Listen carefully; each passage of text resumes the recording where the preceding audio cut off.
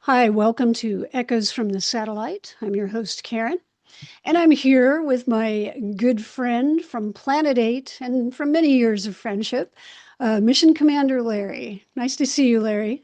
Good to see you, my lifelong buddy, pal. Good to be here, Walker. Thank you. Yeah, well, thanks for being here. And we're going to talk tonight about something always near and dear to our hearts is Star Trek.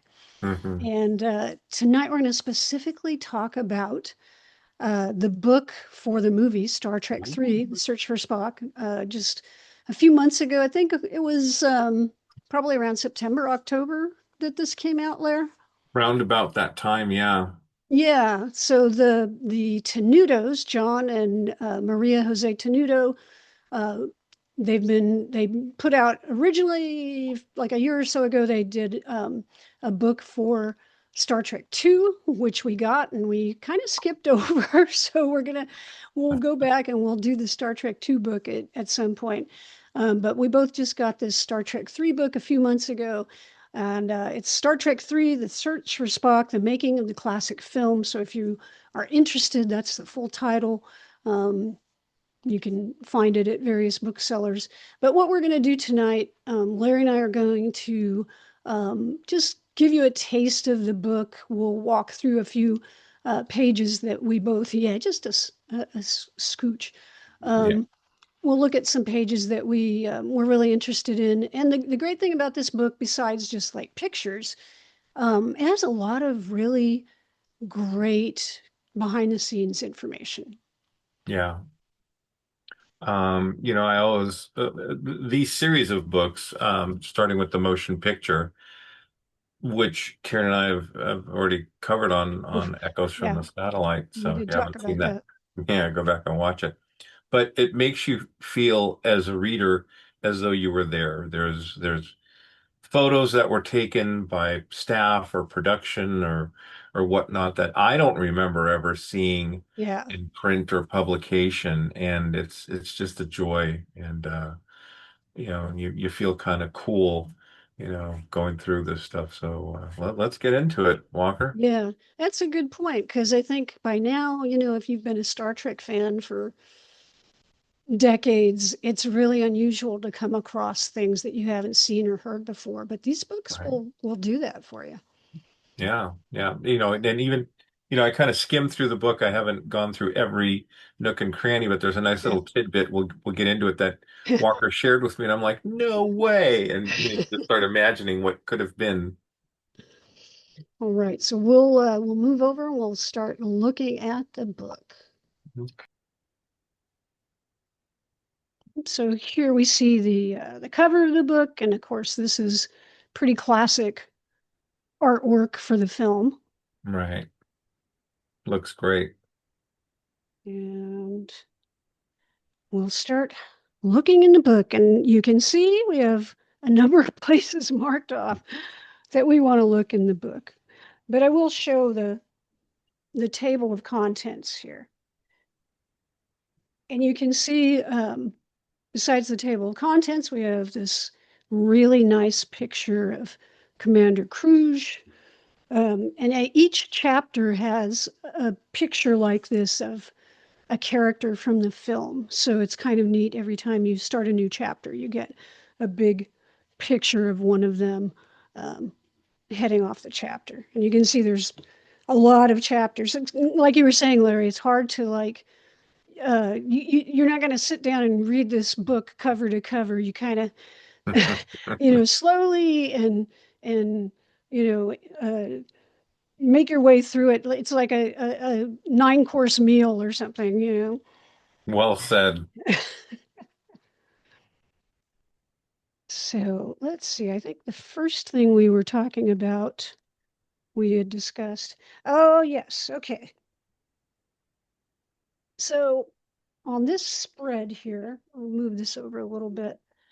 Um, this is from the section of the book which is talking about the early story development. And it was kind of Hmm. interesting to read about, all the different changes they went through um, writing the script and developing the plot. And it was interesting to me that Harve Bennett, who had been the producer on Star Trek II, was the one who took the stab at the, writing a first draft. And interesting in that first draft, people probably know this by now, but maybe not. But the adversaries in that first draft were going to be Romulans, not Klingons. And so this picture here on the right side shows the Romulan captain of the bird of prey and his pet dog, whatever you want to call it. So that actually carried over into the film, but the Romulans were going to be going to Genesis because they had discovered dilithium on the planet, and so that's why they were there. And then on the other side, this drawing over here in the initial script, Spock didn't go through those stages of being reborn and going from childhood into adulthood. He was like this savage, primitive Spock, and he was fighting the Romulans on that planet on Genesis. So that was a depiction of him fighting those Romulans. That is so cool. And the whole story of the Romulans, if I had read it before I forgot, because going through the book, I was like, oh wow, what could have been, what might have been, and would these Romulans have had some kind of a, you know, makeover like the Klingons, or Hmm. would they have been the original series Romulans? Because we got a slight variation of the Romulan look for the Next Generation Right. TV show.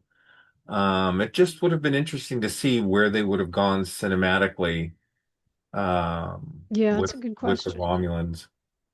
I never really liked the weird V-shaped forehead thing they did in Next Generation for the Romulans. So yeah, Were it's a they were they trying to do like a Klingon thing and they gave them a ridge? I don't know. I just yeah.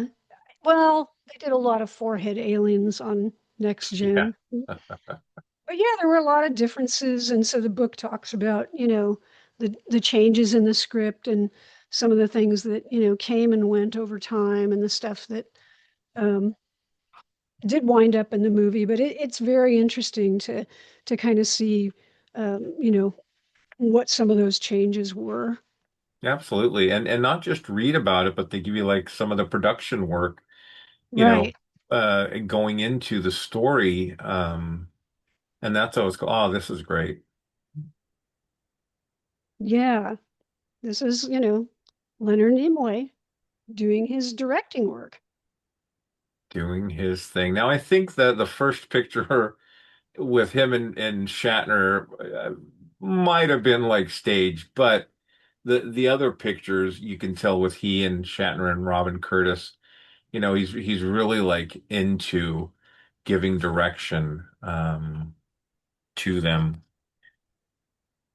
One of the things I thought was interesting, Walker, was and it's in the book, and it talks about how Nimoy had directed an episode of T.J. Hooker. Right. And he'd also directed some other stuff, The Powers of Matthew Starr. Um, Harv Bennett, was working on R- some other stuff. Right. That was He one of pulled the Nimoy in. right, right. But Shatner kind of talks in the book. He was going to go from filming Star Trek 3 right into the next season of TJ Hooker. And so he couldn't have directed because he wouldn't be able to do post, on the film. I don't know if they ever offered it to Shatner Hmm. or not. We all, I'm sure, have heard the story of how Nimoy got the job to direct Star Trek 3 and then Star Trek 4. So I won't take up your time here, but just interesting. It's funny too, though. There's a lot of different stories that, have gone around, and the different people involved will tell everything a little bit, differently. And even Nimoy in the book kind of was like, well, I was going in to meet Harv, and I hadn't even really thought about directing until I got there. And then I started thinking, I was like, really? You hadn't thought about directing? So it's sometimes you have to wonder about some of the stories that, they tell. But You yeah, know, it he was was a photographer in the 70s, and right. it talks about him actually thinking, to give up acting to go full time into photography, which he did a lot more of later in his life. Yeah, he did. Um, the thing that's kind of sad to me, there was a point in time, Walker, where you and I can go to a convention and we can hear these stories from Nimoy, himself. Right. This is how I got this. This is how I did that. We were at one convention. I don't know if you remember this. It was in Sacramento, and these two young girls asked, "Could you tell us about DeForest Kelly? He's passed, and we can't ask him questions." And what a wonderful, story he gave about who Dee was and his friendship with him. But Right. Well, now all yeah. we have are these books, and thank God we have these books because, like I said, there's so much information in here. It really is. And yeah, the original cast, sadly, most have passed on. So Yeah, we don't have that opportunity anymore to see them at the conventions, which was a lot of fun. But it sure was. It was very insightful and charming. now I do have a question for you, Larry. Hmm. We have a Oh, that's picture so here. great. This is a beautiful picture of the whole, pretty much the Yeah. whole crew with and Sarek with Talar, played by Dame Judith Anderson.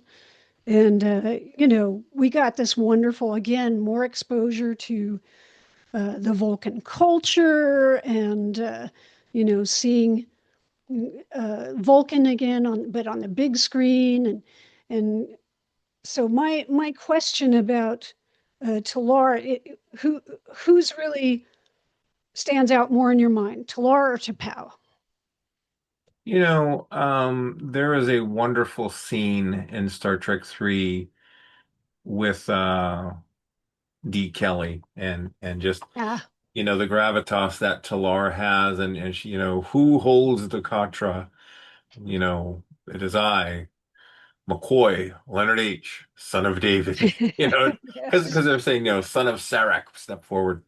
Um, nothing against Dame Judith Anderson, but T'Pring I felt had more gravitas as the leader of Vulcan. Kirk and McCoy were intimidated actually, to be in her presence, and Shatner says something to the effect that, she's the only person to turn down a seat on the Federation right, Council.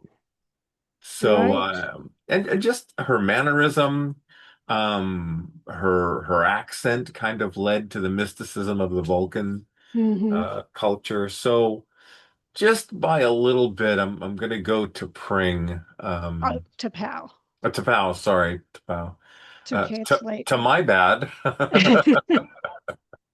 Yeah, I would have to agree. Always felt like T'Pau was a little more formidable, but I thought that Judith Anderson did a great job. It was Yeah, still really impressive, and that whole Vulcan sequence had that otherworldly uh, nature to it, which I really loved.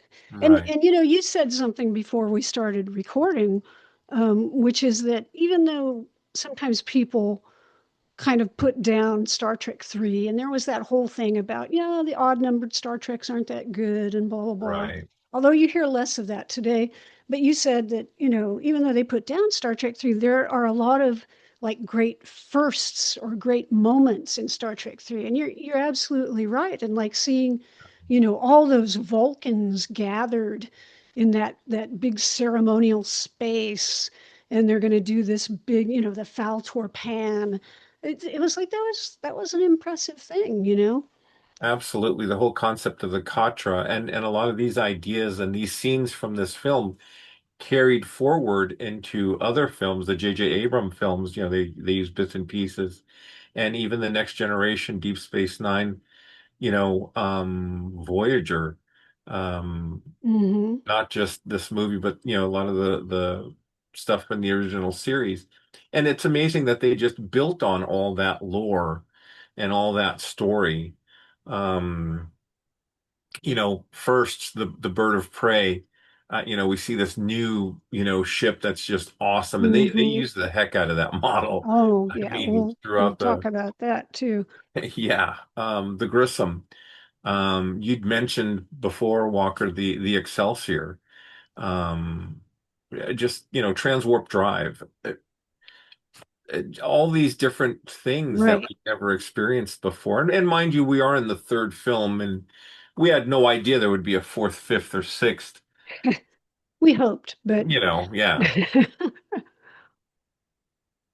now this is another great section. They have a section on the absolutely. Klingons, of course, Yeah. and Christopher Lloyd as Commander Cruise. Now, this is the thing I was, reading it, and I remember I don't know if I texted you or talked to you about this, uh, and I hadn't seen this anywhere before.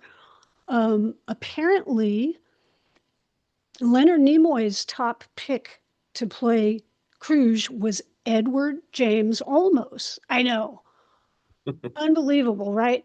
But you think about it, you think, wow, he could have made a really great Klingon commander, really ruthless and dangerous. But apparently, the the executives, damned executives, right? They were like, they didn't think he had the physical presence, the stature to play the role, and then Christopher Lloyd's name came into to play, and that's how that happened. Yeah, that really blew my mind. And it would be interesting, and it's kind of cool to think that in one of the many alternate universes, there is a version of this film where Eddie did play Cruise That would be or fun to Crew. see. Or maybe they kept the Romulans, and he was a Romulan commander. Who knows? I would pay to see either. It's interesting. There was a quote or a comment that he made that to go in and do the 2004 reimagining of Battlestar Galactica, he didn't want any aliens to be on any of the ships. How things have changed, Eddie, because at one point in time, we were looking at you being a Klingon. Yep, Um, it's interesting that, we have Christopher Lloyd from Taxi fame and, of yep. course, Back to the Future. Reverend Um, Jim. one of the Klingons on the ship, and I believe no, I don't think it's in the picture with the three of them there, but John LaRoquette from Night Court, he Oh was yeah, the Klingon where he's that's him there. Okay. that's him. Maltz. Malt Joy Joy Chew. Joe. You said you would kill me. I I lied. Such great lines. I mean, don't even get me started with the bar scene with McCoy trying to charter a flight, to Genesis. That just to brilliant. your planet, welcome. Yeah. With Yes. ears that size, how could you not hear what I'm saying? Oh God, I love this movie. And this thing, Walker, this book is so beautifully done, and it draws you in. And so if you haven't seen the movie, because the book was coming out, you and I have both watched Star Trek 3, within the Right. past few months. But if any of your viewers haven't seen it for a while, regardless if you read the book before or after, go in and enjoy that movie. It Mm-hmm. is such a fun movie to go into, and it's not as serious as Star Trek 2, The Wrath of Khan. There were some comical beats in there, and look, but Walker and I love motion picture, Wrath of Khan, Voyage Home, all the Star Trek films to a degree.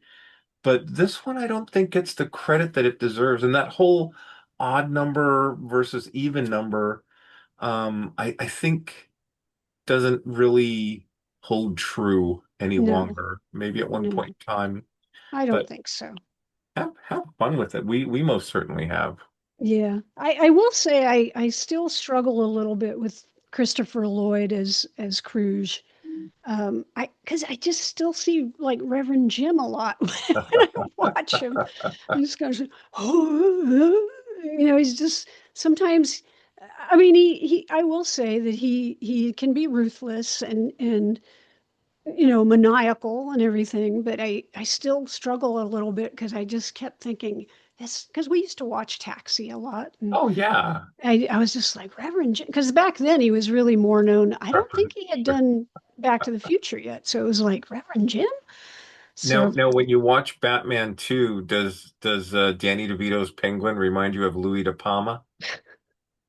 that's a good question. I haven't really seen that movie very much, so yeah, I don't know. I don't have a problem with Christopher Lloyd in this role. I know he's done a lot of comedic stuff. I'm currently binging through the old Fringe series, and there's an episode where he comes in and plays this musician. And he did a great job. I don't see, Well, I'm able to I, I differentiate. was I was fine with him as John Big Booty too. So, That's right. Oh my God, that's a good movie. Buckaroo Banzai. Buckaroo Banzai, Uh, yes. Oh my God.